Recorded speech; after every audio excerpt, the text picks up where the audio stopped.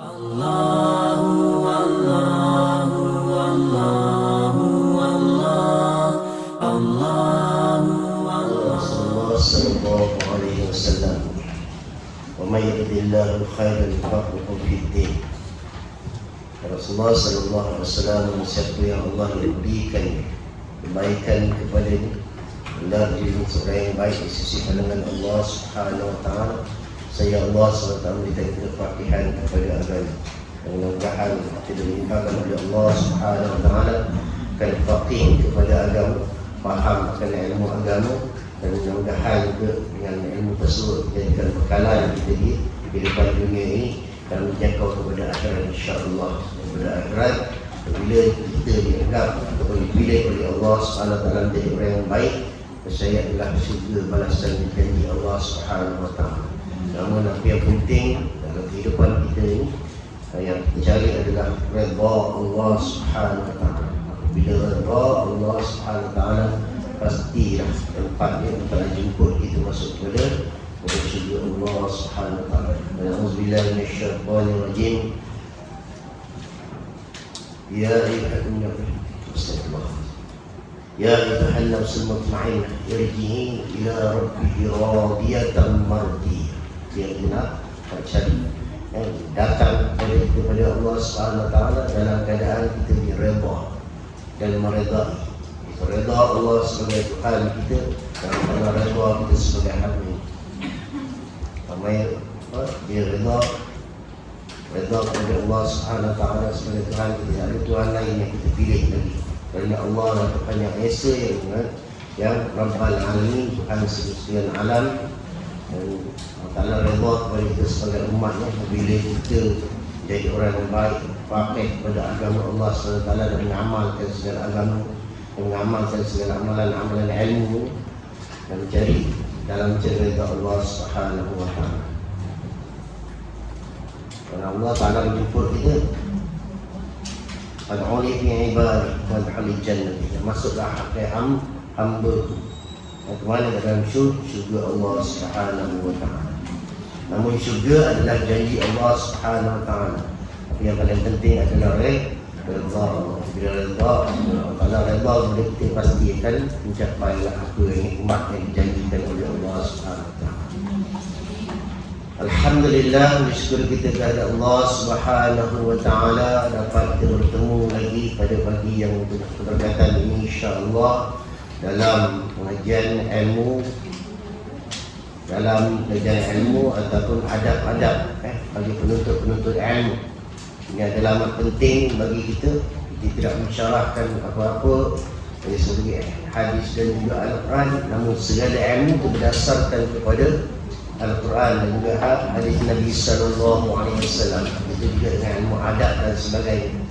Dan adab juga Rasulullah sallallahu alaihi wasallam juga yang mengajarkan kita adab sesama manusia, adab sesama jiran, adab sesama guru, adab sesama pelajar dan sebagainya.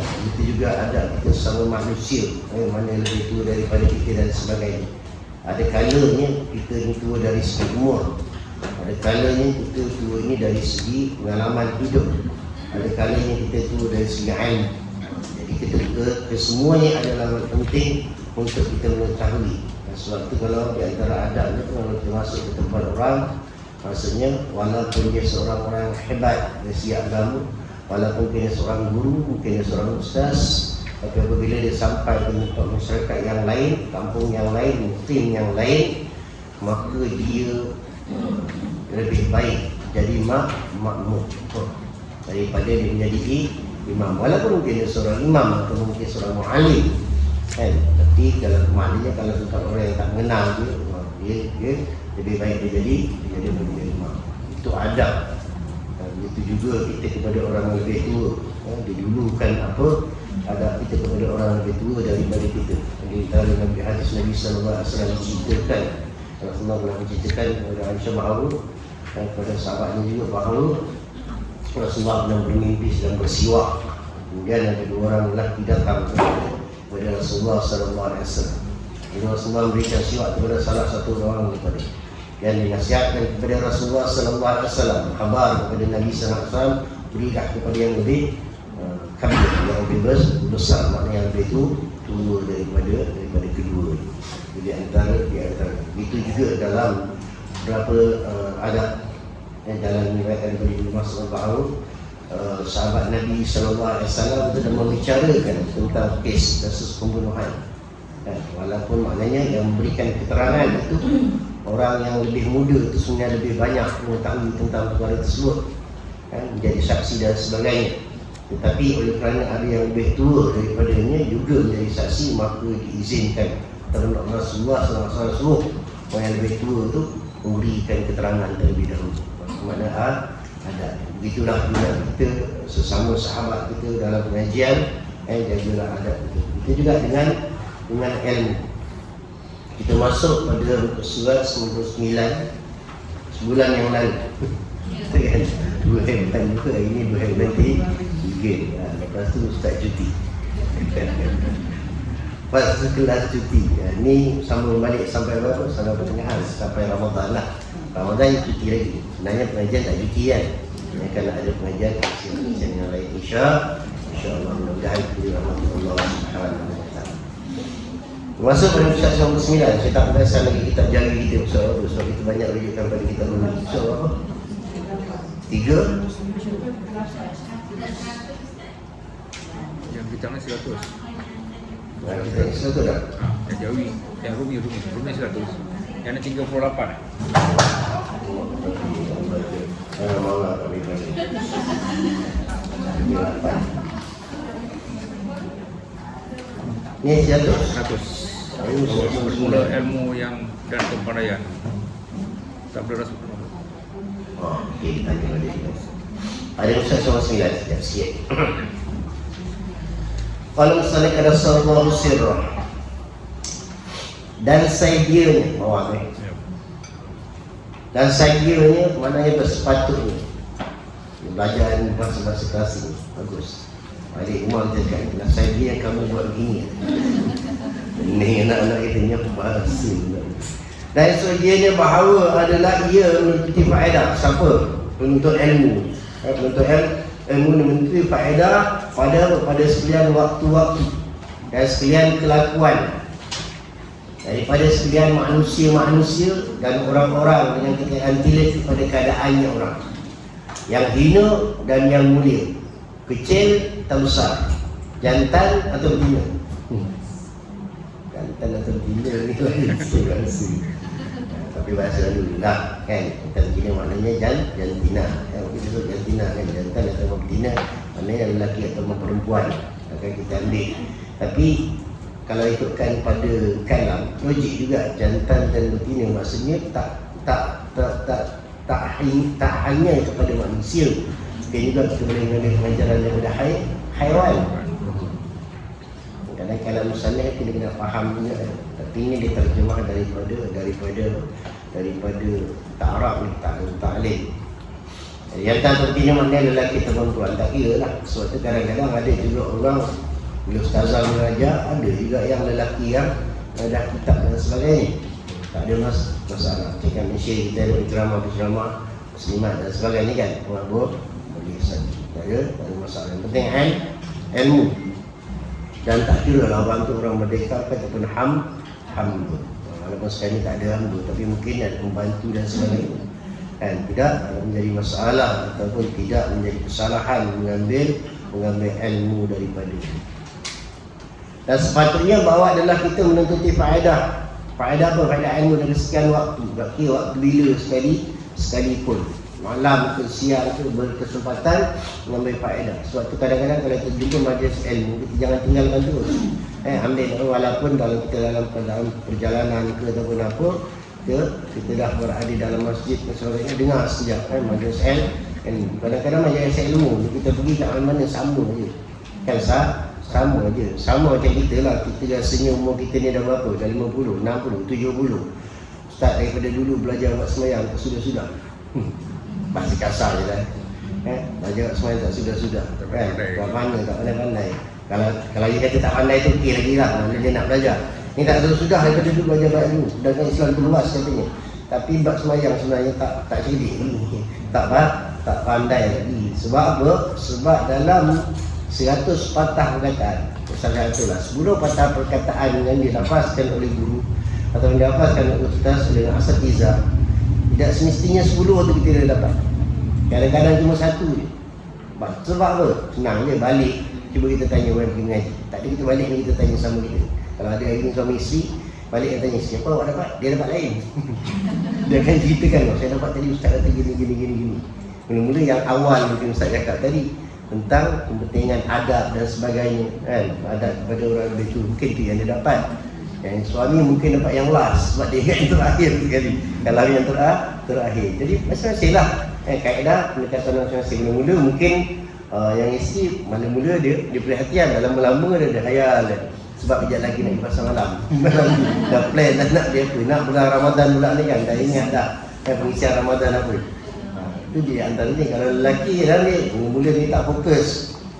Sebab di antara lelaki ni biasanya ingat kalam yang terakhir. Banyak-banyak dia kata tu simpan dulu. Ya, akhir sekali baru dia ingat. Sebab apa? Tapi kadang-kadang perempuan lebih ingat banyak. Sama ada ingat banyak tu dia ingat sungguh atau penambahan. Faham? Cuba tanya perempuan, kalau daripada pagi tadi dia datang, sebelum dia datang ke kuliah, kan, apa dia buat? Dia boleh cerita A to Z. Kita bangun pagi tadi, bangun pukul 5 pagi, masak sejak sebab budak-budak nak pergi kerja, anak-anak nak pergi kerja. Dia ceritalah dia masak tu, semua dia boleh cerita. Kalau lelaki, memang tak. Dia pergi kerja, dia tengok air naik pun dia tak perasan tak. Dia tahu dia sampai masjid. Lepas tu dia kata, banjir tak hari? Tak nak perasan pula. Itu lelaki dia. Perbezaan. Sebab tu kalau masa sekolah atau belajar dulu, kalau lelaki ni banyak murajaah ilmu dengan sahabat perempuan, kawan-kawan perempuan masa sekolah. Sebab apa? Kawan lelaki tak diharap.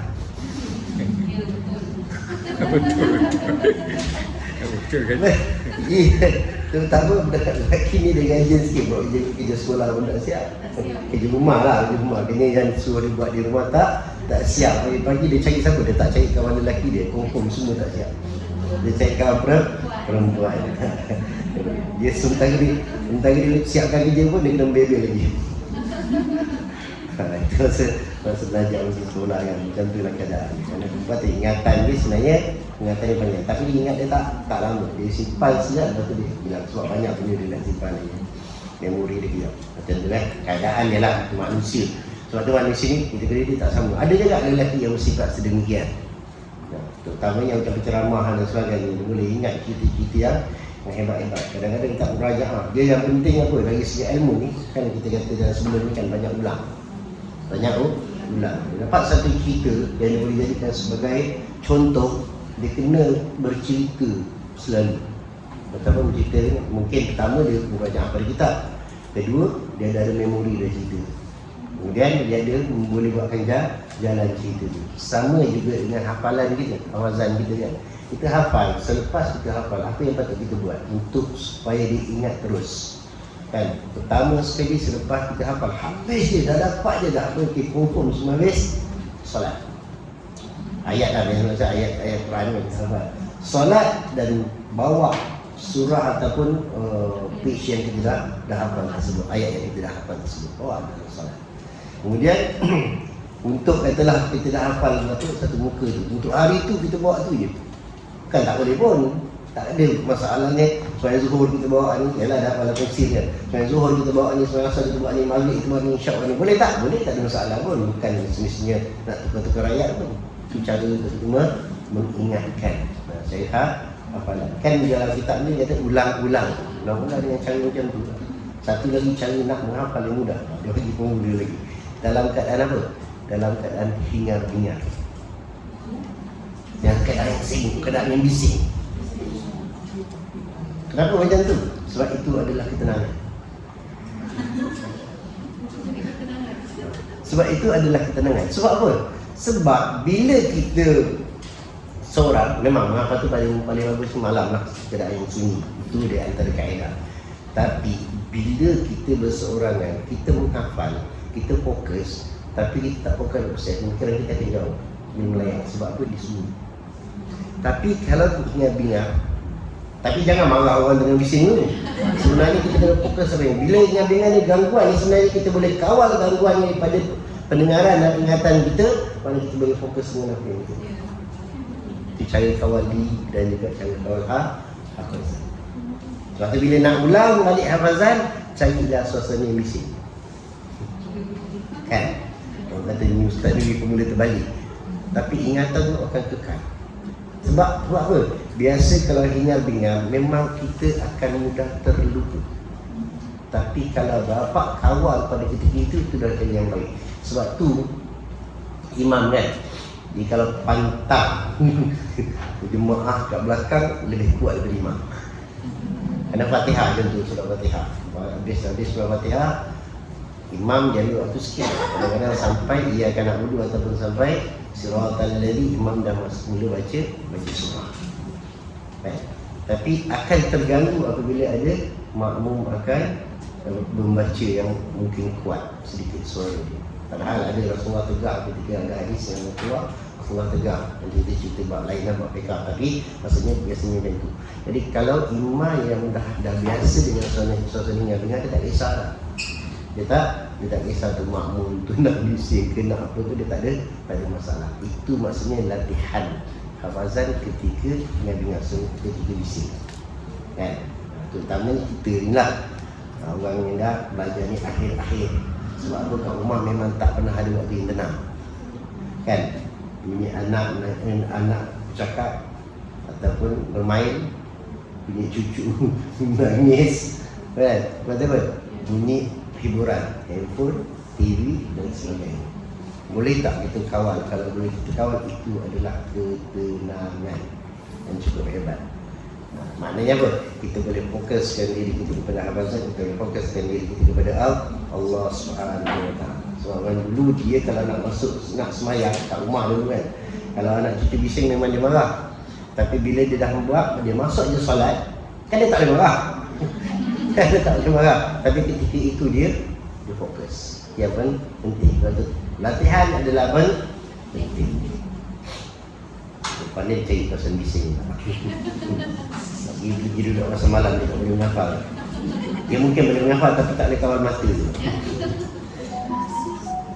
Makna sekalian waktu, ketika mana sekalipun kalau ada sumber ilmu, jangan tolak, jangan tinggalkan. Dan sekalian kelakuan-kelakuan daripada sekalian manusia juga adalah sumber ilmu. Terimalah dalam keadaan apa? Pengajaran kepada kita juga. Dan apa, orang-orang dengan ketiadaan tilik kepada keadaan orang tu yang memberikan ilmu. Sebab kadang-kadang kita jangan tengok pada lahiriah, pada zahir, pada nampak, pada bentuk, pada kulit dan sebagainya. Atau hina ke mulia. Kadang-kadang orang tu lekeh kan, kita tak tahu. Kadang-kadang kita tengok orang gila pun kita dengar tu dia punya cakap kalam ni bagus, kalam ni bagus. Sebab ni pandangan kita dia gila. Pandangan Allah SWT dia orang yang hebat. Sebab kita tak tahu, segalanya datang daripada Allah SWT. Kecil ke besar ke pun kita ambil pengajaran, jantan dan tina atau lelaki atau perempuan. Sabda Rasulullah sallallahu alaihi wasallam, al-hikmatu dhalatul mu'min, ainama wajadaha akhadhaha. Bermengenai ilmu dan kepandaian itu pungutan orang-orang mukmin. Di mana-mana tempat dia dapat akan dia mengambil, dia akan dia ainama wajadaha akhadhaha. Hikmah dan ilmu tu dhalatul mu'min adalah benda yang terbaik daripada orang mukmin, yang mulia daripada orang mukmin dan pungutan daripada orang mukmin. Dikatakan yang ambil olehmu akan barang yang bersih dan tinggal olehmu akan barang yang keruh. Macam perbuatan Melayu juga kan. Dia terbalik kan. Buang yang keruh, ambil yang jernih. Maknanya segala perbuatan, ilmu ni ada dua konsep. Pertama daripada pengajaran macam kita lah kan. Kemudian kita tengok benda yang baik. Benda yang baik juga ilmu lah, pengajaran lah. Benda yang baik kita buat contoh kan. Tapi ada juga ilmu yang konsep dia benda yang terbalik, benda yang buruk. Apa benda buruk lah jadi ilmu Ustaz? Maknanya apa? Jadikan dia sebagai perkara yang tak jangan kita buat, ataupun perkara yang dikenali sebagai lisanul hal, perbuatan seseorang juga menjadi kesan daripada perbuatan tersebut. Mana kita tengok benda-benda buruk, ni apa benda orang buat macam ni? Ni apa benda nak pergi melompat tengah hari contoh kan? Nampak benda tu, ataupun nampak orang meragut dan sebagainya. Benda tu baik tu buruk? Pastinya buruk. Hukum juga haram. Tapi kita ambil dari segi ilmu apa? Jangan buat. Sebab ada satu hari Nabi kata apa? Bertolong-tolonglah kamu sesama Muslim, sesama orang yang beriman. Kan? Tolonglah mereka ketika mereka dizalimi dan menzalimi. Kan? Belik hadis. Ketika dia menzalimi, ketika dia dizalimi, tolong. Sahabat tanya, ya Rasulullah, kalau seseorang itu dizalimi, fahamlah macam mana nak tolong. Kan? Maknanya dia kena aniaya ke, kenapa kita tahu macam nak tolong? Apa masalah-masalah itu cuba selesaikan. Tapi kalau dia menzalimi, nak tolong macam mana? Takkan nak jadi kawan buat zalim pula. Dia tengah pukul orang, contohlah ini kan, tengah pukul orang, kita datang tambah lagi, kita pukul lagi. Macam tu kan? Maksudnya tolong dia dengan apa? Nasihat dia supaya jangan buat perkara tersebut. Mana orang Islam ni dia banyak tugasan ni sebenarnya. Sebab tu dalam Al-Quran dia sebut sikit kan? Dalam Al-Quran sebut sikit, tapi mudah dia punya uraian, dia punya kehan, dia punya syarah dia banyak dalam hadis Nabi sallallahu alaihi wasallam. Yang Quran sebut apa? A'udzubillahi minasyaitonir rajim, wa takum minkum ummatun yad'una ilal khair wa ya'muruna bil ma'ruf wa yanhauna 'anil munkar. Biasa dengar ayat ni. Ustaz pun hafalkan ayat susah, ayat senang ni. Tapi pengajaran dia luas. Ada di kalangan kita, golongan kita orang apa? Yang suruh kepada kebaikan.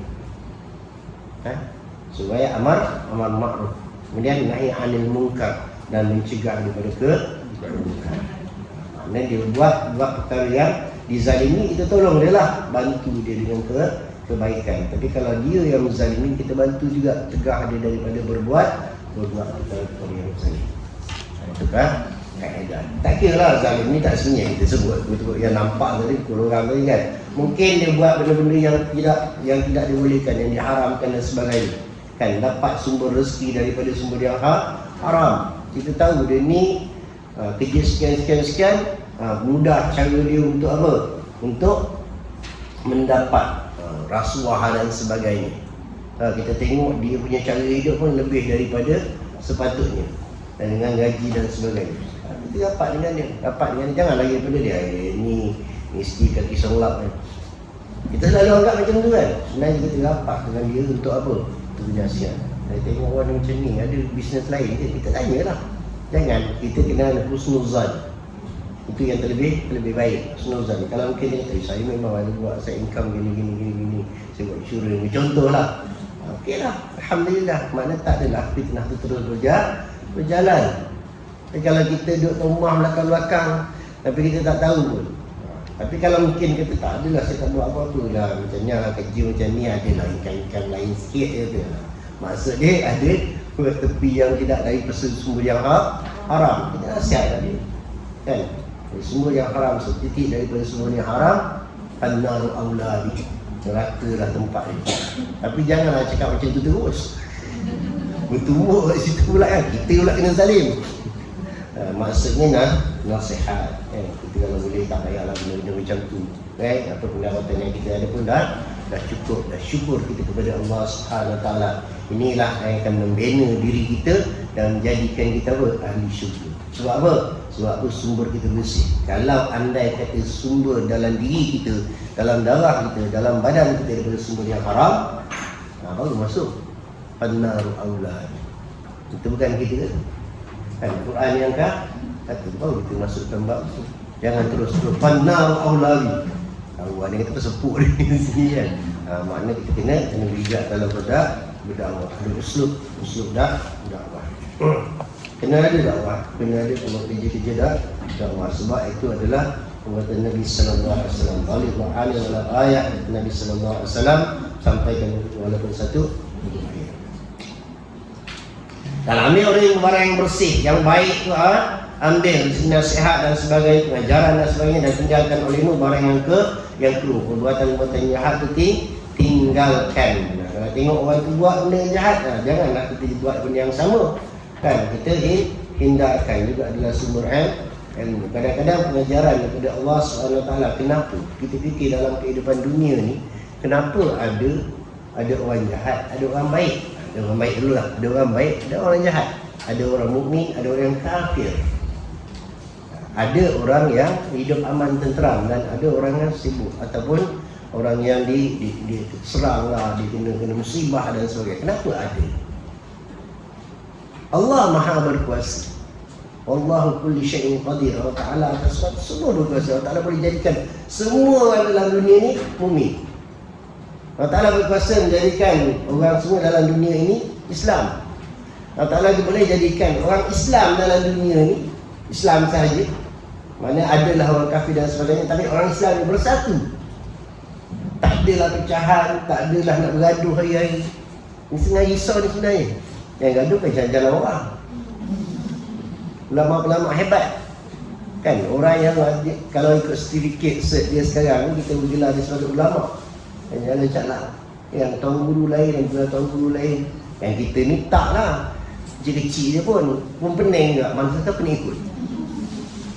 Kan dua-dua bawa Quran hadis, benda yang sama. Jadi kenapa ada perbalahan, kenapa ada pergaduhan, kenapa ada percanggahan agama, kenapa ada bangsa dan sebagainya? Itu adalah hikmah daripada Allah, Subhanahu wa ta'ala. Kalau tak ada orang kafir, orang Islam buat apa? Duduk je lah. Tak ada perjuangan. Tak ada orang susah, tak adalah ada orang senang nak bantu. Orang senang dapat pahala daripada kesusahan. Bukan ambil kesempatan atau kesempatan lain. Tak, itulah peluang dia mencari pahala. Mungkin orang senang, maaflah kan. Mungkin orang senang kadang-kadang dia dapat sumber uang daripada senang, tapi sumber ni kadang-kadang kurang bersih. Jadi nak bersihkan tu dia kena ada apa? Ada bantuan, mana memberikan infak dan sebagainya, pembersihan. Ingat tak slogan Ustaz Zakat apa dia? Zakat pembersih hati, penyuci hati. Itu sebab di antara sebab dia. Kenapa Palestin? Contoh orang nak tanya kenapa Allah Ta'ala doa orang yang hebat Allah Ta'ala tak makbulkan untuk keamanan Palestin. Kenapa? Memberi peluang kepada orang-orang terus berdoa, merintih kepada Allah Subhanahu wa ta'ala. Macam kita juga. Kenapa kita rasa hidup kita macam tak tenang je, tak aman ni? Padahal kita apa yang tak ada, semua ada. Rumah ada, kereta ada, keluaran ada, kan, kehidupan ada, semua nampak, tapi hati kita masih tak tenang. Kenapa? Sebab Allah nak kita sentiasa merintih, merayu kepada Allah. Begitu juga adanya orang kafir. Kenapa Allah Ta'ala jadikan ada Islam, ada kafir? Dalam dunia ni memang begitu. Ada malam, ada siang. Kan? Ada lelaki, ada perempuan. Ada Islam, ada mukmin, ada kufur. Jadi orang mukmin mengambil kesempatan daripada itu untuk apa? Menambahkan pahala dia. Orang kafir itu dah kehendak Allah SWT. Kan Allah Ta'ala tidak menjadikan dia kafir terus, tapi Allah Ta'ala dah bagi dah Quran, dah bagi dah Nabi, dan Allah Ta'ala bagi dia akal untuk berfikir. Tapi kalau dia dah tak nak, dia melawan juga, sampai satu tahap apa dia? Khatamallahu ala qulubihim wa ala sam'ihim wa ala absarihim. Allah itu syar, langsung tak nampak kelak. Walahum adzabun alim. Kemudian baru datang azab Allah SWT. Sebab apa? Sebab mereka yang tak nak. Kaum musyrikin dah datang kan dah, padahal dia kenal Nabi SAW Al-Amin, orang yang amat dipercayai, kan, orang yang paling amanah. Tapi kenapa bila Rasulullah cakap dia tentang tauhid, tentang Allah, mereka tak nak percaya. Lain Nabi tak semua dia percaya. Dia cakap tentang ketuhanannya dah tak nak percaya. Sebab apa? Mereka dikawal oleh nafsu. Mereka dikawal oleh nafsu. Mereka tak nampak kebenaran. Dia dah tertutup dan tertutup. Sebab tu Nabi berdakwah, Nabi kecewa dah dekat apa? Dekat golongan kaum musyrikin Makkah. Tadi keluar pergi ke Taif untuk berdakwah. Ingatkan dapatlah hendak orang Taif. Kena hina, kena balik, banyak sejarah dengan pukul Nabi berdarah. Ada kecewa. Nabi seorang manusia, bersifat seperti manusia, rasa kecewa. Ada hadis mengatakan sampai Nabi seolah macam nak bunuh diri kan. Ada pertikaian hadis sebab ini keluar. Sampai tak ada. Sebab apa? Nak menunjukkan Nabi bersifat seperti manusia. Tapi Allah Ta'ala kata hak memberikan hidayah itu bukan hak tu. Tugasan Nabi adalah apa? Rasul, sampaikan, balik. Betul. Tugasan Nabi, sifat dia apa? Sifat Nabi apa? Sidik, amanah, tabligh. Kan sampaikan. Tapi yang menyampaikan, yang membukakan hidayah itu adalah Allah. Sebab itu diutuskan Rasul menyampaikan. Kan dalam surah apa?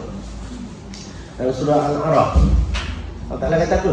Katakanlah Muhammad kepada mereka, aku ni tak boleh memberikan manfaat kepada engkau. Aku juga tak boleh mudarat kepada engkau. Tapi aku hanyalah seorang Rasul yang menyampaikan kalam Allah, menyampaikan Al-Quran, memberikan khabar kepada engkau. Khabar apa? Khabar yang mudarat kepada kamu jika kamu ingkar kepada Allah, dan berikan khabar yang baik kepada orang yang beriman. Kau tugas Nabi. Tak lebih daripada itu. Nabi tak kata kalau macam tu Nabi bercakap semua beriman. Tak, hatta ini baru-baru ni peristiwa kita sambut Isra Mi'raj. Hatta orang yang beriman apabila mendengar kisah Isra Mi'raj Nabi SAW, betul ke Muhammad ni? Baik. Dia tanya kepada siapa? Orang paling rapat dengan Nabi SAW. Wahai Abu Bakar, kawan kau ni, kawan baik kau ni, kan? Dia kata dia Isra, berjalan sampai ke Palestin dan dia Mi'raj naik ke langit. Betul ke? Betul ke macam kita tanya, betul ke?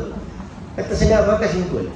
Kalau yang berkata itu adalah Muhammad, kawan aku tu, kalau berkata, kalau lebih pelik daripada itu pun adalah benar. Dan mula daripada itulah Sayyidina Abu Bakar digelar sebagai As-Siddiq, orang yang membenarkan Nabi SAW. Mujur sahabat tu pergi tanya Sayyidina Abu Bakar. Dia tanya Sayyidina Umar, bilang kepada Sayyidina Umar dia keras kan, ini semua tak boleh pakai ni, besok rosak Islam. Dia jenis macam tu. Sidap dia tu. Maksud dalam dia keluar pedang. Sayyidina Abu Bakar kata kalau Muhammad berkata walaupun pelik daripada itu adalah benar. Itu maknanya yang membenarkan. Mujurlah kita pun tidak ada pada zaman itu. Takut-takut kita membabas. Tapi alhamdulillah, bersyukur kepada Allah Subhanahu Wa Taala, walaupun kita tak jumpa Nabi sallallahu alaihi wasallam, tetap berada ketika Al-Quran diturunkan, tapi nur iman ditiupkan kepada kita, dan alhamdulillah kita berada di majlis begini dan berada di dalam agama Allah SWT. Ingat, apabila kita dah ada, pegang cukup-cukup. Jangan pandang lain. Sebab apa? Kalau orang nak tanya kebenaran Islam ni, yang kita perlu tingkatkan adalah iman. Jadi kalau hari ini, masalah hari ini kita nak sebut, tadi kan kita dah terjadi perbalahan dan sebagainya. Bagaimana kita nak mengatasi masalah tersebut? Ya, Ustaz bersatu nak ikut. Pening kan? Jadi kadang-kadang kita jadi golongan tengah pun susah juga. Ya, yang ni kata macam ni, yang ni kata macam ni. Kita ambil daripada sumber hukum. Pertama, sumber hukum adalah Al-Quran. Ahlussunnah wal Jamaah, sumber hukum dia pertama adalah Al-Quran. Yang kedua, sumber hukum dia adalah hadis Nabi sallallahu alaihi wasallam. Yang ketiga, sumber hukum dia ijma' ulama. Dan yang keempat, sumber hukum dia adalah qiyas. Mana kalau kita tak jumpa sumber hukum daripada Al-Quran, cek dengan hadis. Ataupun kadang-kadang kita tak faham tentang Al-Quran, cek uraian hadis. Tak faham tentang hadis, hadis juga akan pada sahabat dan para tabi'in. Kalau tak ada juga daripada segitu, ambil yang keempat, hukum yang hampir sama ataupun kiasan daripada sumber hukum tadi. Kemudian cara kita pula, orang yang awam buat satu hukum, ambil daripada apa? Adakah perkara tersebut perkara yang wajib ataupun perkara yang halal? Maknanya macam itulah. Yang kedua, sumber hukum kita lima kan. Yang kedua perkara yang apa? Yang sunat. Wajib, lepas tu sunat, lepas tu makruh, lepas tu harus. Kalau yang pertama tadi halal, lepas tu haram, lepas tu sunat, lepas tu makruh. Lepas tu harus. Kan? Kita tengok ada satu hukum lagi situ. Contoh, kita pergi pada yang biasa kali orang cakap tentang apa? Rokok. Kan? Fatwa dah keluar lah. Kalau ikutkan kita tak payah petikai lagi. Sebab fatwa dah ada. Fatwa dah apa dia? Kat Malaysia. Haram. Okey, jelas kan? Jelas. Banyak negeri juga yang mengatakan, banyak negara juga mengatakan kita dah jelas lah sebenarnya tak payah petikai. Tapi kita nak tahu orang hari ni dia bagus sikit, dia hebat. Orang ini mengaji, orang hebat. Sebab apa? Dia nak tahu sebab. Dia nak tahu sebab. Dia nak tahu dalil. Kita cerita sikit mak dalil kan. Nak tahu sebab. Betul lah. Kenapa haram? Dia bukan mabuk pun. Kan? Maknanya dari segi penggunaan.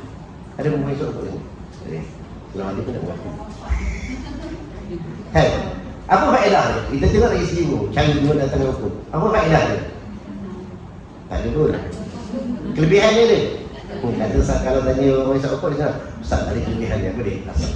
Untung dia lebih. Untung dia lebih. Kelebihan. Apa kehebatan, ketinggian dia? Asal. Kita naik tu. Itu lagi buruk lah kan. Tapi maksudnya apa kelebihan? Tak ada pun. Mudarat ada. Sebab dari segi kesihatan. Tak nampak lah. Dikatakan oleh pakar dia. Masalah al-zikri. Kita tanya kepada pakar dia pun. Pada kata rokok tak ada manfaat pun kecuali mudarat. Dari segi lain, pembaziran. Membazir tu dia apa? Dalam syaitan. Itu jelas lah. Inna al-mubazir kanu ikhwan syaitan. Jelas tak? Mana itu berkaitan dengan sumber hukum. Hukum daripada pemerintah fatwa dah keluar dan kita tengok sebab dia ada. Okey, kita ambil pula kaedah daripada benda yang lain. Okey, itu lebih segi hukum. Kalau ada segi ibadah pula, apa yang mempertikai kat sekarang? Ni dalam masuk Ramadan ni, gaduh lagi 8 ke 20 imam ke sendiri. Kan itu lazim, tiap-tiap tahun, pening pula.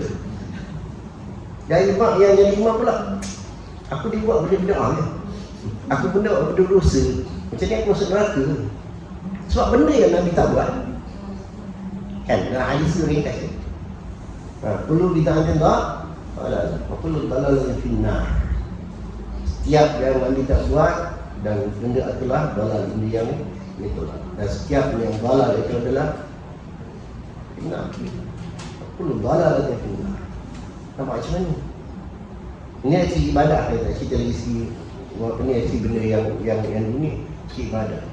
Tapi ibadah sunat dia terbuka. Kan kita nak buat Jumaat pun boleh, nak buat seni pun boleh. Yang lebih afdal tengok. Lagi afdal tengok pada Nabi kan. Nabi buat sendiri.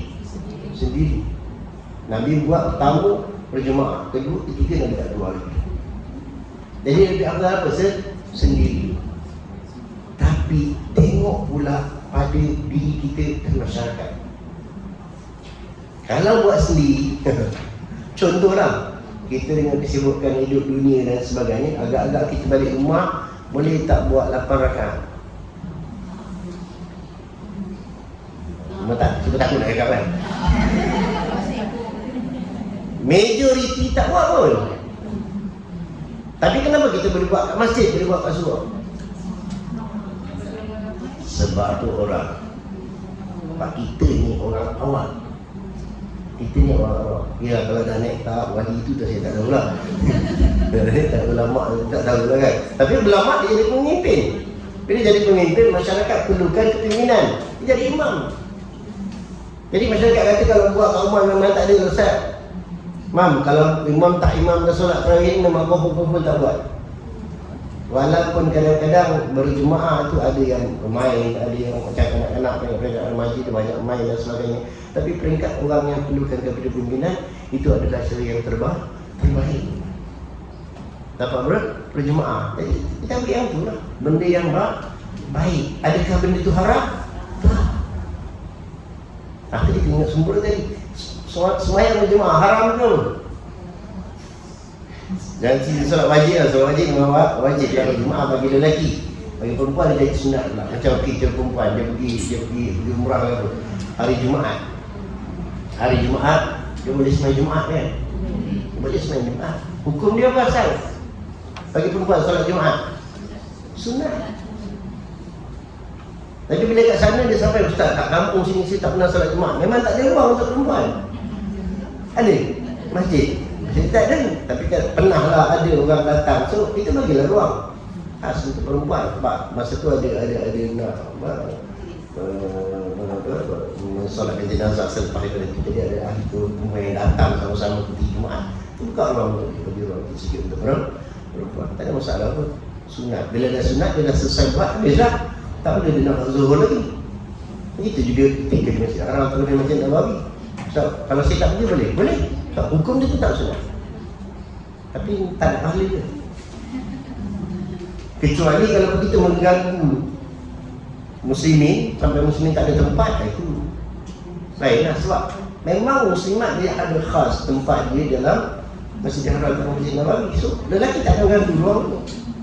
Tak ada masalah. Dan ketika itulah nak dapat pahala lebih pun. Dia bikin Masjid Nabawi dan juga Masjid Haram, contohlah. Tapi kalau tak nak pergi, tak pun, ustaz, saya tak nak pergi lah ustaz, saya hukum kata pembantu sunat, so saya buat benda yang wajib juga dekat bilik. Tapi terserah, kita tak melarang dan tidak. Tapi benda yang ada peluang, pergi lah kan. Baru kita tahu kita nak sembahyang Jumaat begini. Lepas tu nasihatkan abang-abang, bang, besok pergi sembahyang Jumaat ada khutbah bagus. Walaupun tadi khutbah Masjid Haram saya tak faham tapi bagus, mana ada ilmu, ada kata nasihat dan sebagainya. Itu kan kaedah. Maknanya jangan berbalah sangatlah. Kalau misalnya kita senang iktiraf lagi, kita orang yang biasa buat benda yang tak ada dalam hadis Nabi sallallahu alaihi wasallam, kita tengok pada hukum tu boleh ke tidak. Dan kalau benda tu boleh, maksudnya contoh tapi contohnya sama untuk guru dan sebagainya, ajar ustazah dan sebagainya. Contoh, orang kata tahlil, majlis tahlil, kita majlis kenduri lah, senang kan majlis kenduri. Apa ada dalam majlis kenduri? Baca Al-Quran, tahlil, makan kan, atau Yasin kan. Yasin baca Al-Quran, ataupun tak ada Yasin pun, dalam tahlil ada bacaan potongan-potongan ayat Quran, walaupun ayat tu dah disetkan ataupun dah susun oleh para ulama. Mesti ada kelebihan-kelebihan, dan setiap ayat yang dibaca memang ada kelebihan tertentu pada ayat tersebut. Kemudian ada tahlil, kedua-dua itu perkara yang disunatkan. Beri makan adalah sunnah Nabi sallallahu alaihi wasallam. Jadi benda itu dah digabungkan oleh ulama menjadikan satu yang namanya kenduri. Dan cuma kita tak buat. Ya, kita nak katakan bahawa perkara tersebut bukanlah sunnah Nabi. Jangan pegang. Maknanya benda tu bukan sunnah Nabi. Nabi tak buat benda itu, tapi Nabi buat beri makan. Maknanya sama-sama beri makan kepada sahabat yang lain juga Nabi buat. Ada pada zaman Nabi yang tak ada kenduri tadi. Dan kenduri itu juga jangan kita sandarkan kepada hukum 40 hari. Memang kita kan seminggu 40 hari, 100 hari pecah perut lah macam. Itu tak. Itu memang bukan. Jadi simple. Baca Al-Quran dapat pahala. Tahlil, antara sifat la ilaha illallah, dapat pahala. So boleh buatlah, tak ada masalah. Itu yang ulama meletakkan sebagai hasanah, benda yang baik. Cuma yang sadarkan Nabi pernah buat tak. Jadi kalau orang yang menyalahkan juga, geng B pula kita sebut geng B pula, dia apa dia menyalahkan, dia berpegang kepada hadis, dia pun tak salah. Sebab pada hadis, sebab kita banyak kata ini tak buat ni kau seolah macam berdosa pula. Itu silap kita. Sebenarnya banyaklah perubahan yang berlaku daripada dulu sampai sekarang. Dulu kalau kena tahlil kena ada apa? Baru kan? Tempat baru, apa lagi, kenyan, asap, sampai tak bernafas orang baca tahlil. Tempat asap penuh satu rumah kan. Cuma rumah dulu sebab ada luar terbuka dekat Serambi, itu kelebihan lah. Rumah sekarang dia buat lemah-lemah tu, buanglah benda tu berapat kan. Benda tu berapat, kita tak tahu nak panggil siapa pun. Tak biasa kalau ada ramai kemenyan ni, jin najis dia so buanglah, habis selesai. So lagi segi bacaan dan sebagainya kita buat doa benar-benar itu tak ada masalah. Doa untuk umum astajib lah kepada Allah, doa dan mustajab. Cuma kita berubah beberapa perkara lah. Tolonglah ahli keluarga, kalau kita buat kenduri, kita yang ada ni buat kenduri, masa dibuat bacaan tu dan juga doa kita bersama. Jangan kita sibuk lelang dan sebagainya. Kalau nak mudah, siap, kalau siap-siap kan, masa selesai doa semua tu Ini yang kat depan tu doa ya Allah. Ini pada tak kebalina doa. Kat sana di bangun dulu. Tapi enggak payah. Dan yang bagusnya kita ni biasa kita buat sendiri arwah kan. Yang mendoakan arwah kita adalah kita. Ya. Orang yang ada silaturahim. Itu kita, terutamanya anak-anak lah. Sebab itu perkara yang selalu saya sebut, itu perkara yang kita tinggalkan, yang akan sampai kepada kita adalah doa yang saleh. Habis. Yang memang tak pernah habis sebab ni. Habis. Dan aku dengar Syekh Al-Imam Al-Ajal Al-Ustaz Fakhruddin Al-Qasiani berkata adalah hamba perempuan. Ini maksud cerita ni. Hamba perempuan Abi Yusuf rahimahullah ta'ala amanat di sisi Muhammad. Mereka berkata baginya, adakah engkau hafaz pada waktu ini waktu daripada Abi Yusuf akan suatu masalah daripada masalah-masalah mereka? Berkata ia tidak, melainkan bahawasanya Abu Yusuf sama Yusuf ialah adatnya yang berkekalan, bahawa mengulang-ulang ia dan berkata ia habuan daun itu gugur. Apa tu habuan daun? Daun itu pusingan, itu gugur. Mengulang-ulang dia akan perkara-perkara yang tentang fiqh. Maksudnya apa? Menghafal akan masalah. Kata siapa tadi? Hamba perempuan lagi Abu Yusuf. Abi Yusuf. Maknanya pada mengingatkan kepada Muhammad. Kalau amanat kepada Muhammad. Muhammad kata, maka apalah Muhammad akan mengingatkan itu daripada itu hamba perempuan. Dia bagi satu amalan yang dibawa oleh Abi Yusuf. Walhal adalah ia masalah dari muskil atas Muhammad, maka hilanglah muskilnya dengan ini kalimat. Maka diketahui bahawasanya menuntut faedah itu mungkin dan dapat ia dari tiap-tiap orang. Hamba mengingatkan kepada murid Abi Yusuf tadi, kau hafal tak ni? Ini yang sering dibaca atau dihafal oleh Abi Yusuf. Lepas tu anak murid dia dengar, membaca dan hafal perkara tersebut. Sedangkan perkara tersebut adalah yang dicari ataupun kaedah tersebut yang dicari. Contoh macam kita tadi kan, nak tahu benda tu boleh tak boleh buat, kita tengok pada kaedah segi hukum. Bila hukum dengan tekan boleh lah, tak ada masalah. Yang kata semuanya tak boleh. Tapi pandangan juga kena tengok. Pandangan ni tengok daripada apa? Daripada pandangan hadis. Bila tengok daripada pandangan hadis, benda tu yang Nabi tak buat, itu maksudnya tak boleh buat. Tapi dia tak melarang orang buat. Faham? Tapi ustaz ada je yang membida'ahkan. Itu pulang masing-masing lah. Kadang-kadang itu yang jadi balah. Kadang-kadang itu yang jadi balah. Benda yang tak boleh dibida'ahkan, benda yang tak boleh dikatakan tak boleh, dia katakan tak boleh. Jadi masalah kan? Kita dengan kita kan. Ustaz Nabi datang bukan jadi model. Apa maksud? Nabi bukan suruh pakai sembahan, Nabi bukan suruh pakai jubah, Nabi suruh tak suruh pakai ridha. Kenapa ustaz-ustaz yang sibuk-sibuk nak pakai? Jadi aja tak pakai sembahan kan? Orang tanya kenapa? Betul lah, betul Nabi bukan datang untuk jadi model. Nabi datang mengatakan risalah kepada Allah Subhanahu Wa Taala. So kita ikut. Kata kita ikut sebab sunnah Nabi Sallallahu Alaihi Wasallam Nabi pakai. Jadi kita nak jihad ni. Nabi pakai. Dia kata waktu zaman tu Abu Jahal pun pakai. Kan? Tanya jawab apa? So kita pakai ni sebenarnya Abu Jahal. Kita ikut apa yang Nabi suka. Yang Nabi buat. Nabi suka, Nabi tak pernah tinggal. Solat Nabi sentiasa pakai serban. Pakai jubah.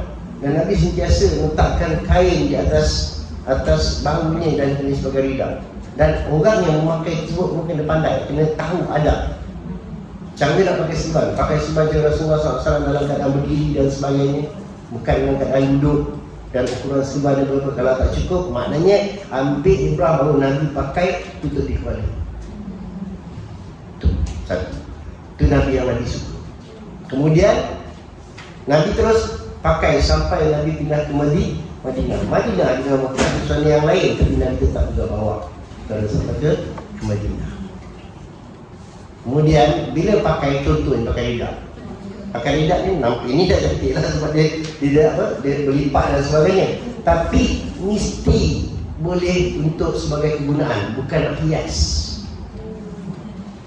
Mana? Pertama apa? Dia boleh jadi sejadah. Dia boleh jadi selimut. Sebab tu kalau orang Pakistan tu boleh pakai lidah yang besar-besar. Dia boleh jadi juga apa, untuk membersihkan sesuatu. Jadi orang pakai lidah ni jangan asyik. Pakai lidah sekadar macam tu. Kita tengok kedai contoh yang orang makan letak kain siasat kain atas. Salah satu daripada sunnah. Tapi dia boleh gunakan untuk lap meja itu kat kedai lah kan, contoh. Macam kita juga. Kalau kita berdiri kat mana-mana, kalau mungkin ada itu upah apa, salah kita gunakan lidah kita. Tak salah. Ada pernah satu hari seorang guru tu dia pakai lidah macam ni. Apabila dia waktu tu hujan, apabila dia nak dijamu, dia punya apa, tempat dia nak duduk tu agak basah sikit, dia turunkan lidah dia dengar. Janganlah nak mati tu ada pakai kain lain. Kenapa tak boleh? Tak, dia bukan untuk berjaya. Pakai ni kau untuk gaya, dia bagi untuk kegunaan. Dan dari sisi keselamatan pun ada kaedah dia untuk mempertahankan diri berani berjaya. Belajarlah.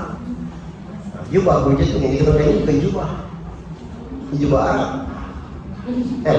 Sebenarnya ni jubah Arab, dia sebabnya ada tali kat sini. Tali kat sini dia ada macam tali jual itu sebenarnya ada terjual dia. Boleh dijadikan sebagai apa? Sebagai tempat minyak wangi. Jadi sentiasa wangi. Jadi yang ada tali dia. Yang kita ada cuba. Kalau kita buat ni yang mungkin memang tak ada tu. Ada jenis yang ada lah. Betul? Itu semua ada sebab dia. Sebab kita ikut sunnah yang bermanfaat. Kan? Kadang-kadang orang tercipta ni nak jadi Arab atau sebulan ni kan, tak apa pun. Tapi maknanya benda yang Nabi suka, dia Nabi buat. Okay, kalau kita kata dia berjalan, Nabi pindah sampai ke Madinah, kan Nabi tetap dalam benda yang sama. Kemudian diwarisi oleh para ulama atas nama sunnah Nabi sallallahu alaihi wasallam. Nabi sebab Nabi tak suruh. Nabi tak suruh. Tapi kita ikut apa yang Nabi buat dari kedua. Jadi kepada Muhammad ini juga hafazan yang mana juga yang diajarkan oleh hamba perempuan kepada Nabi Yusuf. Walaupun dia hamba tapi dia memahami tentang ilmu. Sebab apa? Dia orang ini dia dapat dengan Nabi Yusuf dulu ni tadi kan. Begitu juga lah suatu kadang-kadang dulu saya ingat beberapa sahabat kita yang mengaji dengan siapa? Dengan Mahmud Abdul Wahid ataupun Abdul Wahid ataupun Mu'alim mengaji lahir kan. Mengaji banyak yang jadi apa? Dia khidmat. Ya, khidmat kepada tuan guru. Kalau dulu banyak khidmat dia takkan akan bagi gaji pun. Yang jadi driver lah, 2-3 orang yang jadi driver, 2 orang tu jadi yang kita kenal lah. Yang jadi ustaz. Yang seorang lagi tu jadi driver. Tapi bukan jalan-jalan, orang lain je bukan kanan-kanan. Orang sebab ilmu, masya-Allah. Pasal dia dapat dengan tuan guru dia selalu bawa dan begitu banyak ilmu yang dia dapati dan juga banyaklah kelebihan yang karawang-karawang yang didapati daripada tuan miskin. Kerana itulah kata Nabi Yusuf pada ketika dikatakan baginya dengan apa kau dapat ilmu, kata dia tiada tertegak daripada menuntut faedah dan faham daripada tiap-tiap orang kena sombong dan besar diri dan tidak penyayang daripada memberi faham. Kita ringkaskan maknanya apa? Kalau kita nak jadi orang yang alim, kita jangan sombong. Tak kira lah siapa yang beri ilmu, kita terima ilmu tersebut selagi ilmu yang bermanfaat. Kalau kata diberikan ilmu yang tak bermanfaat, contoh kan kita dapati ada ilmu yang tak bermanfaat, boleh ambil tak? Boleh ambil tahu, tapi jangan tiru. Jangan buat. Contoh, kita beri contoh kan. Tadi kita cerita tentang pokok. Ini kita cerita dunia ini. Banyak masalah-masalah di sudah pokok. Kan? Kita tahulah bau rokok. Kan? Awak esok rokok. Contoh. Kan? Tapi ada satu yang macam rokok. Tapi dia ada kandungan yang haram. Maksudnya yang boleh menghayalkan dan sebagainya. Dia panggil dikenali sebagai ataupun ganja. Kalau orang yang pernah tahu, dia tahu lah kan, dia tahu maknanya ini bukan rokok ni. Sebab bau dia lah lain. Maknanya kita ambil tahu bau tersebut untuk apa? Untuk ilmu. Supaya apa? Supaya andai kata adik-adik kita yang buat benda tersebut, kita tahu dia ni bukan seorang. Contohlah, terutama abang-abang lah, kita lelaki. Kita tak tahu kan anak kita bully kita saja je. Nampak ni lain sikit ni daripada ni kita goreng. Rupanya tidak dia pening. Contoh, sama juga dengan minuman. Kita tengok air ni dia kena sikit ni air TO daripada kanan tu lah. Bukan TO kan. Rupanya tidak dia pening. Maknanya kena tahu bau dia pun lah lain. Kan jadi macam tu kan. Perang ni tunjuk contoh kan. Kan dia nak cium bau. Kau tak hembus nafas. Dia lagi nafas. Sebab dia tak nak kasih bau. Tak ilmu, kaedah nak kesan orang yang melakukan kesalahan. Maksudnya benda tu kita lupa. Jangan kita berkata dah biji terus. Contoh lagi satu. Daging ni khinzir. Siapa yang kenal daging khinzir? Banyak kita tak kenal sebab yang khinzir dia lari. Kan? Tengok khinzir dia hidup memang ada lari, kau jangan tunggu. Tengok khinzir dia, yang betul kan? Kita takut terwecik lah apa dan sebagainya. Tengok daging dia dulu, kenal daging ni. Ini daging khinzir. Kalau kita tak kenal, letak depan kita lah, ni kambing ni biri-biri, dia memang daging dia lain sikit. Kambing biri-biri, kita pun tak tahu kambing biri. Dah betul kita tahu, tak kenal pun. Kan? Siap, balik masak. Kan? Buat apa? Nasi goreng buat masak daging masak kicap. Lagi tak kenal. Lagi tak kenal. Jadi ambil tahu kenal. Kan kulit dia pun kenal kan. Saya selalu kadang-kadang mengaji Quran tu cakap kat sini kena berhenti. Dekat sini kena berhenti apa? Ada titik 3. Pilih salah satu kena berhenti. Betul? La raib atau la raibash. Pilih salah satu. Dalam Quran. Tapi saya kata kalau pergi kat kedai baju, kedai kasut, jumpa titik 3 pun berhenti. Maksud jangan beli. Kita kenal lah. Bila kulit dia ada titik 3 tu. Itu maksud kenapa Ustaz jangan beli. Saya kata ilmu. Kalau tak tahu beli, kasut pun cantik, lembut kata. Kulit bagus, kulit lembut. Beli apa tu?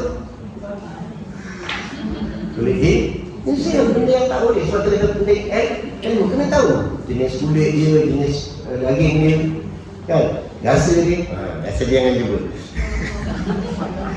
Rasa dulu, pusat boleh rasa dulu. Rasa besok kalau kita termakan kita tahu. Contoh, ni kita beri contoh rasa-rasa. Bukan tu memang tak boleh rasa lah, kita kan rasa cuba kan. Tapi bentuk dia, kita pergi dekat mana? Kita pergi dekat Bali. Pergi dekat Bali, makan kat restoran. Kita pergi restoran, orang bercakap bahasa Nusantara, bahasa Melayu, pakai songkok, kita pun nak pegang je lah. Kan? Sekali bila sampai one corner, tengok daging dia macam daging ni. Tanya ni daging apa? Dia kata ini tak bisa makan tak. Kenapa tak boleh makan? Ini daging itu kebar. Ini dia tak ada kita Melayu kan, kebar pendek tak boleh makan. Tak boleh makan. Memang masak kat sini. Saya terus minta masak kat sini kan. Di sini lah di restoran ni rumah makan ni. Sudah. Kalau tu yang tak boleh makan, semua tak boleh makan. Pak masak pak yang sama. Beli yang sama juga masa itu kat China kan. China pun macam tu. Dia tu boleh makan ini makanan halal. Kita semua makanan halal. Makanan halal yang tak boleh makan kita dah asingkan tempat lain. Kat mana? Hujung tu je. Wah, itu penting adanya ilmu.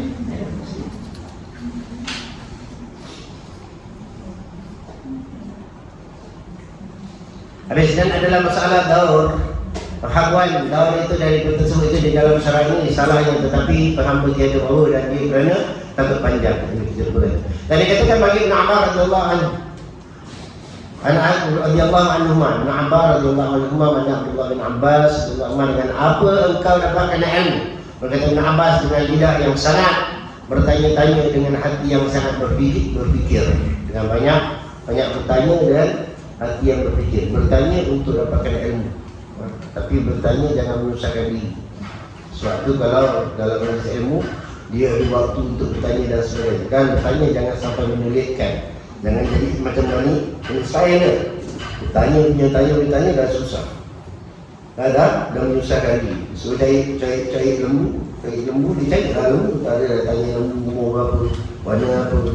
Kalau dia cari bawa je lembu seekor lembu dunia, habis selesai masalah. Ini nak kena cari yang muda, nak kena cari yang apa? Yang warna kuning lah sebagainya. Nak kena cek gigi penuh. Kan masalah. Sama macam kita lah. Kita dia apa? Kita dibuat kurban, cari apa? Lembu yang terbaik. Dia letak umur, tak, jangan tanya. Dia letak umur kan pening. Kecuali maknanya umur yang matang lah. Yang matang tak kira lah. Umur tu lembu dah tua ke apa. Kadang-kadang tengok lembu dah dia punya apa, ni bawah dia kan. Atau tak ada masalah. Kalau tanduk sampai dah berbuluh, tak ada masalah. Tak ada kata tak boleh. Dan jangan tanya. Tanya banyak-banyak. Tapi pada zaman Rasulullah kalau orang tanya, jangan mula lah. Kan, umur depan panjang cerita. Lepas tu kadang-kadang bila tuan guru kita cakap apa, buat dulu. Kan, dia tanya panjang-panjang kan dia jadi buat. Sama dengan apa? Dengan orang pergi haji dan umrah, dia tanya macam-macam. Dia kata hukum jumhur ulama kata apa? Ketika tawaf wada. Tawaf wada jumhur ulama kata apa? Sunat. Kecuali haji. Ya, kita tak dekat dalam satu aspek Syafi'i. Kita dekat jumhur. Jadi sunat. Okey, sunat untuk tawaf wada kecuali haji. Balik daripada haji itu wajib. Yang lain tapi bagi Syafi'i wajib. Satu. Okey. Ada 7 rempah. Jumhur macam ni wajib dengan haji macam ni. Daripada Syafi'i wajib. Pada Syafi'i pun kecuali pada haji saja yang wajib sebelum lalu. Tapi apabila balik, ada balik itu umrah ni haji wajib. So maknanya wajib. Sebab tu hari ni orang majlis pergi mana? Pergi Taif. Taif balik hari ni. Balik hari ni mana dia keluar. Dan masyarakat taduk haji ataupun dari masuk utama haji dah katakan benda tu wajib. Tak. Kalau tak pegang, ejen ataupun agensi yang buat memang kena ikut sama haji ni fatwa. Kalau tak nak, itu hak peribadi. Tapi kalau wajib, mana tak buat, ngendam. Ya. Ada yang pegang mana? Kalau ikut agensi, dia kena ikut sama haji. Sebab dia bawa pengawasan haji. Kalau tak nak buat secara pribadi, buat diam-diam. Orang lagi. Sebab tahu sumber ilmu. Dapat lah, baca lah kitab daripada kitab kan.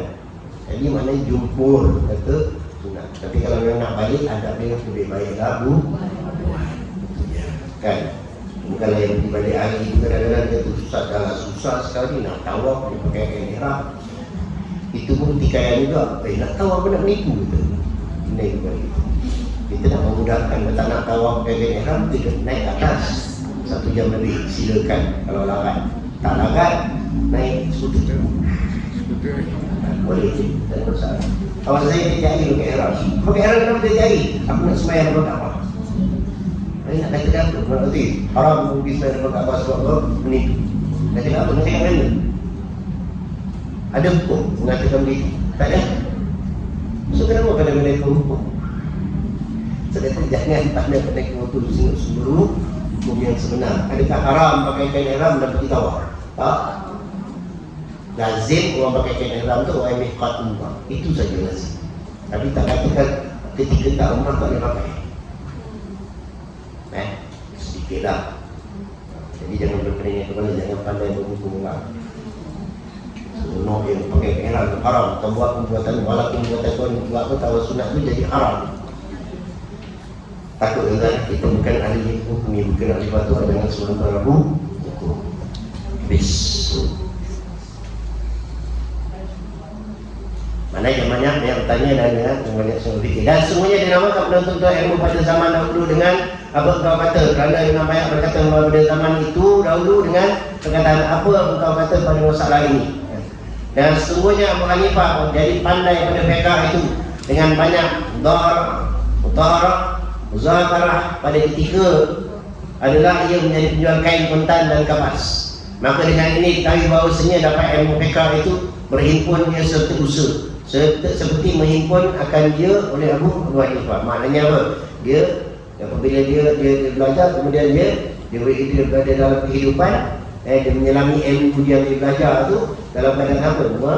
Berhujah dan sebagainya ketika dalam berniaga untuk dapatkan apa? Hukum-hukum fiqh. Maknanya bertanya banyak cakap, banyak muzakarah, berbincang-bincang tentang ilmu itu adalah baik untuk mengembangkan ilmu. Kita pun bukan nak membalas macam masalah tadi lah. Kalau ada sahabat-sahabat yang mungkin tentang yang saya pun suka untuk bermuzakarah dengan dia orang supaya kita dapat penyelesaian, supaya kita dapat tenang dalam satu masalah, dan jangan cepat menghukum.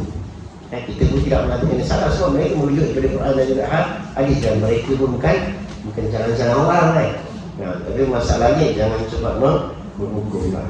Sebab Allah Ta'ala tidak mau menjadikan seseorang untuk dihukum. Allah Ta'ala tidak menghukum seseorang kecuali atas kehendak mereka sendiri. Allah Ta'ala tidak menzalimi seseorang. Maka jika tidak dapat bagi penuntut ilmu dan adalah al-muhafidh al-kamil, berusaha akan barang menaikkan dia daripada rezekinya dan mengulangi akan ilmu-ilmunya. Dia tak mengajar, tapi dia mencari rezeki dalam perniagaan dan mengulangi akan ilmu. Tapi mengajar itu adalah sebagian dari sumber ilmu supaya kita tidak. Maka jika kata rampat tidak bagi penuntut ilmu itu daripada berusaha bagi manfaat anak-anak bini, tak bahasa dia, anak bini dan lainnya, maka hendaklah berusaha ia mengulangi akan ilmunya dan tiada segan dan malas dia. Maknanya apa? Dia kena usaha juga untuk nafkah dan sebagainya, tapi jangan ditinggalkan ilmu itu mentang saja. Yang banyak boleh diusahakan dengan ulang-ulang dan sebagainya. Sukanya dalam kehidupan kita boleh melazimkan ilmu kita. Jangan kita berhenti di situ saja. Dalam keadaan kita lagi hari pun boleh kita mencari ilmu kita. Contohlah sesuatu yang kita buat, kita boleh tengok dari sebagai sumber hukum. Kan? Kita copong tengok drama kat TV. Apa dia kena hukum tengok drama? Alah, drama je Ustaz. Kan? Siapa yang awak tengok tu? Contohlah kan. Yang awak tengok kat TV tu siapa? Suami awak? Isteri awak? Orang lain. Lepas tu tengok aurat dia. Ustaz, kan ada pembahasan aurat tu kalau bukan gambar kat TV tu bukan air aurat, memang bukan air aurat. Tapi boleh tengok ada perasaan. Tengok di macu ni. Kalau lelaki kalau kita tengok perempuan, jauh di sini media tu. So, mereka datang apa? Fitnah, datang kerosakan. So, apa faedah? Ustaz jalan cerita ni bagus. Dalam Al-Quran banyak dah pengajaran. Tak payah tengok kat TV. Ini saya baca yang diri saya dan keluarga saya sendiri. Kalau tengok, biar tengok. Kan? Allah mudah-mudahan berikan kepada itu kita manfaat di dalam insya-Allah. Termasuk dari masa sikit, saya mungkin tinggal satu tempat lagi. Mudah-mudahan Allah Subhanahu wa Ta'ala. Bismillahirrahmanirrahim. Alhamdulillahirabbil alamin wassalatu wassalamu ala asyrafil anbiya'i wal mursalin wa ala alihi washabbihi ajma'in. Allahumma salli ala Muhammadin wa sallim ala Muhammadin taqabbala wa rizqan halalan tayyiban wa muwaffiqan fid din wa alimna bi ta'wil wa rizqan wa rizqan wa rahmatan ya arhamar rahimin. Allahumma iftah lana abwaab khair wa abwaab salamah wa abwaab sihah وأعوذ بنعمة وأعوذ ببركة وأعوذ بالمودة وأعوذ برحمة وأعوذ برزق وأعوذ بعلم وأعوذ بالمغفرة وأعوذ وأعوذ بالجنة برحمتك يا أرحم الراحمين. ربنا تقبل منا وعنا إنك أنت السميع العليم وتب علينا مولانا إنك أنت التواب الرحيم. وصلى الله على سيدنا ومولانا محمد وعلى آله وصحبه وسلم. الحمد لله.